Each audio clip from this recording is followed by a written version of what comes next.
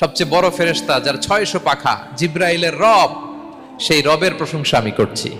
তিনি সুব্বুহ, তিনি কুদ্দুস, তিনি মহাপবিত্র, the most pure, the most high. এভাবে বিষ্ণু ইসা ইসলাম আল্লাহর প্রশংসা করতেন। তিনি আরো পড়তেন, আল্লাহুম্মা গফিরলি যুনুবি কুল্লাহ দিক্কাহু ওয়া জুল্লাহ আউওয়ালাহু ওয়া আখিরাহ আলানিয়াতাহু ওয়া সিররাহ। আল্লাহ, আপনি আমার গুনাহ মাফ করেন, ছোট গুনাহ, বড় গুনাহ, প্রকাশ্য গুনাহ, গোপন গুনাহ, ইচ্ছায় করেছে যে গুনাহ, অনিচ্ছায় করেছে যে গুনাহ, আল্লাহ সব গুনাহ আপনি মাফ করে দেন। সিজদায় লুটিয়ে পড়ে বিষ্ণু ইসা ইসলাম এই দোয়াগুলো পড়তেন। তো এখন থেকে সিজদায় এই দোয়াগুলো, লম্বা চূড়া দোয়া আপনারা করবেন তো। বান্দা যখন সিজদায় লুটিয়ে পড়ে আল্লাহর সবচেয়ে কাছে চলে যায়।